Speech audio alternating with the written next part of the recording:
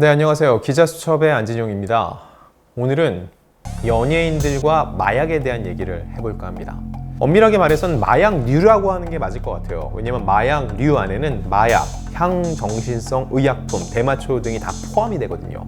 그래서 사람들이 바라볼 때 왜 이거는 마약이라고 하고 이거는 왜 마약이라고 부르지 않고 대마라고 부르고 향정신성 의약품이라고 부를지 헷갈리시잖아요. 그거에 대한 정리도 다 한번 해드리겠습니다.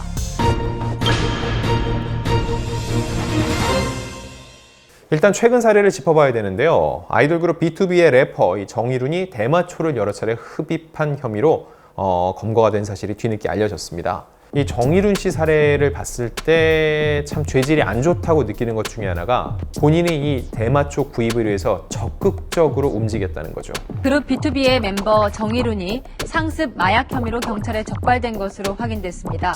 수사망을 피하기 위해 현금이 아닌 가상화폐를 이용했다고 합니다. 본인이 그냥 현금으로 구입을 했을 때는 문제가 생길 수도 있다고 판단을 해서 어떻게 했냐. 제3의 계좌를 통해 현금을 입금하면 지인이 그 돈을 가상화폐로 바꿔서 대마초를 사는 행위를 벌인 거예요.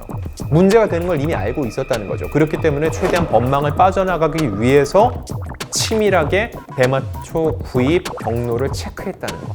이 측면에서 본인이 단순 호기심으로 한번 해봤다라는 이런 일반적인 해명은 들어맞지 않을 수가 있다는 겁니다.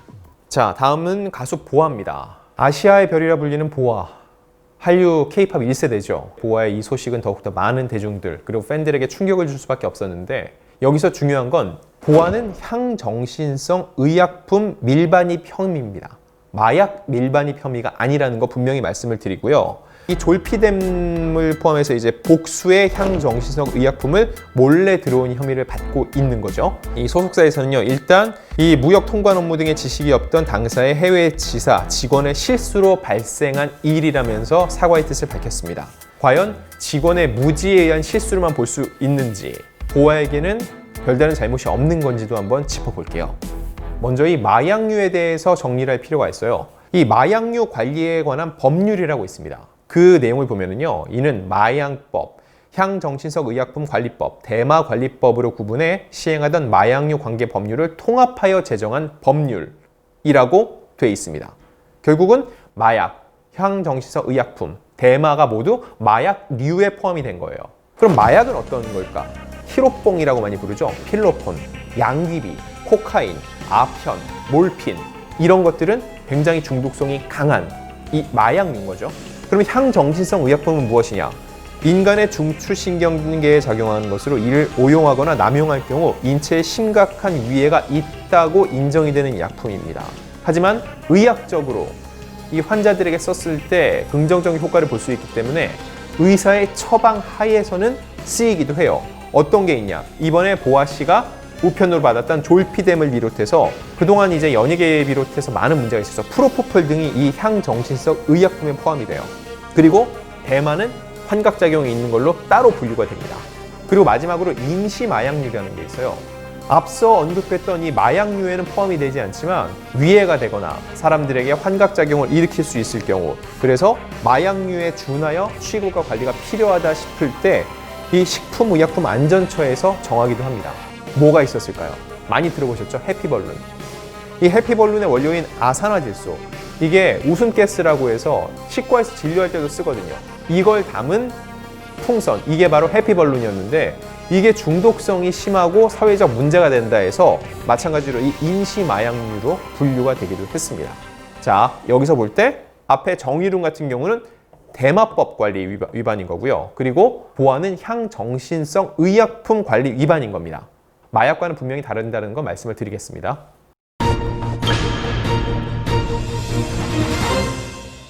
자, 지금부터 본격적으로 짚어볼게요. 연예인들이 왜 이 마약류에 손을 댈까? 이 마약류라는 게 법적 처벌도 굉장히 중요하지만 대중들이 바라봤을 때 그 사람의 긍정적인 이미지를 완전히 깨버리거든요.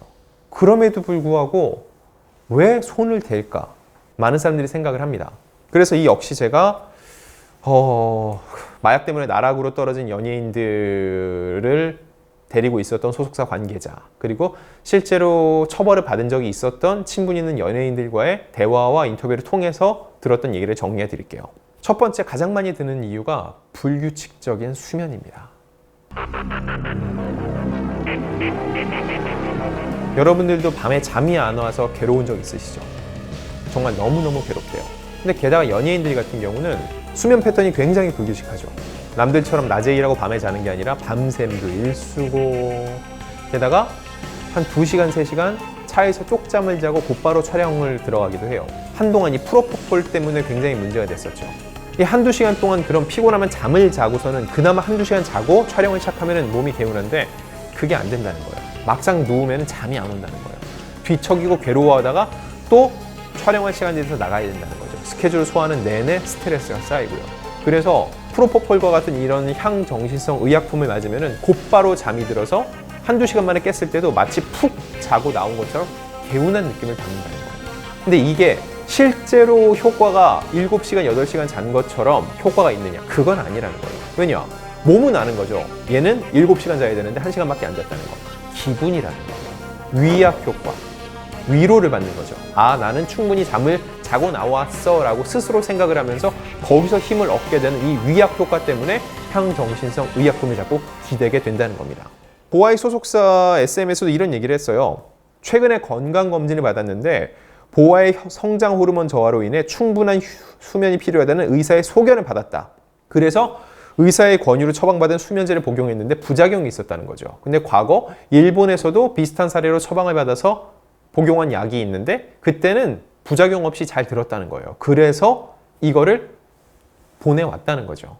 보아 사례를 두고 2010년에 2NE1의 멤버였던 박봄이 또 이 불법 약품을 들여오려고 했던 그 사태와 많이 비교를 하시는데 그때랑은 좀 사안이 다르다는 걸 말씀드리고 싶어요. 왜냐? 당시 박봄은요, 마찬가지로 국내에 들여오려면 사전 신고와 허가를 거쳐야 되는 약품을 들여오려고 했던 건 맞습니다. 근데 이 약품을 젤리류와 섞어서 들여왔어요. 뭐냐? 본인이 이 약품을 들여오는 거를 감추려 했던 정황이 있는 거죠. 이렇게 들여오면은 안 된다는 걸 알았기 때문에 젤리류랑 섞었겠죠. 그런데 보아는 어떻게 됐죠? 성분표를 같이 넣었어요. 이게 뭐지 하고 뜯어봤을 때 이게 이러이런 약입니다라는 거를 충분히 알 수 있었다는 얘기예요. 그 얘기는 무엇이냐? 밀반입, 몰래 들여오려는 생각은 없었다는 겁니다.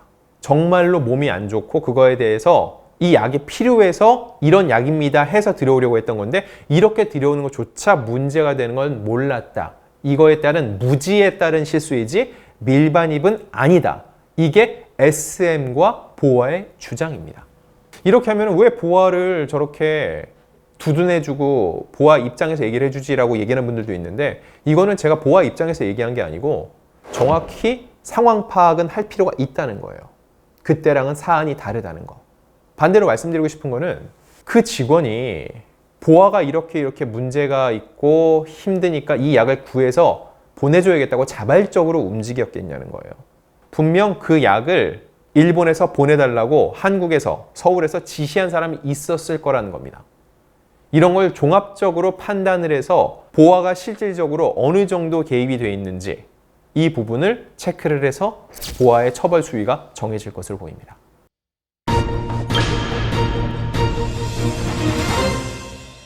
또 이렇게 연예인들이 마약류에 손을 대는 또 다른 이유는요, 자존감 부족입니다. 언뜻 들으면 이해가 안 돼요. 왜냐? 수천 명, 수만 명 앞에서 춤을 추고 노래를 부르고 자유롭게 대화를 나누는 사람들이에요. 야, 그런데 그런 사람들이 왜 자존감이 낮아라고 얘기를 하는데 반대로 생각을 해볼 필요가 있어요. 그런 인기와 성화와 응원 속에서 자신의 존재감을 찾아왔다는 거죠. 그러니까 이게 없는 상황에서는 너무너무 불안한 거예요. 인기가 없으면, 팬이 없으면, 히트곡, 히트작이 없으면은 난 뭐지? 난 아무것도 아닌데? 라고 자존감이 극히 낮아져 있다는 거예요. 이건 실제로 많은 연예인들이 그렇습니다. 게다가 정상적인 인간관계, 사회관계를 형성을 못 해왔다는 것도 큰 이유예요. 워낙 어릴 적부터 활동을 해왔기 때문에 정말로 은행에 가서 자기 통장 하나 못 만드는 연예인이 적지 않습니다.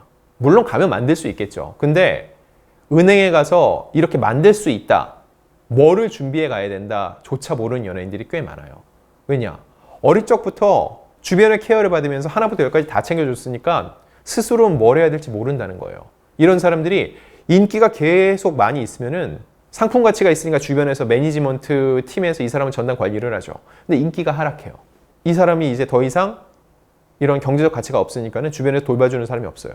그럼 자존감이 낮은 상태에서 할 수 있는 게 아무것도 없다는 거죠. 그럴 때 이 약물의 유혹에 자꾸 휩싸이게 된다는 겁니다. 게다가 대중과 쉽게 섞이지를 못해요. 연예인들의 삶이 워낙 폐쇄적이고 그들의 일거수일투족이 SNS에 올라오고 구설이 될 수 있으니까. 그러다 보니까 자꾸 음지로 파고들고 그런 상황 속에서 이런 어두운 유혹에 노출될 확률이 높아진다는 겁니다. 이런 여러 가지 이유들 때문에 연예인들이 자신의 인생을 완전히 박살낼 수도 있는 이 마약류에 손을 대 왔다는 겁니다. 그럼 이 문제를 어떻게 해결할 수 있을 것이냐를 놓고 봤을 때 K-팝 가수들 진짜 어릴 적에 가치관이 성립되기도 전에 연습생 생활을 하고 굉장히 많은 것을 통제받죠.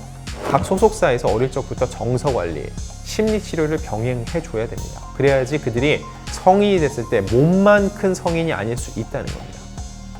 그리고 연예인들 스스로가 적극적으로 이런 심리 치료도 받고 또 주변에 많은 인간관계를 형성함으로써 자기가 스스로 자존감을 높이는 연습을 해야 돼요. 근데 이건 누가 가르쳐줘서 되는 건 아니거든요. 주변에 좋은 사람을 만나서 그 사람의 영향을 받고 스스로도 내가 어떻게 되지 말아야지 라고선 자기만의 기준을 세우고 끊임없이 자기를 다스리는 게 방법입니다.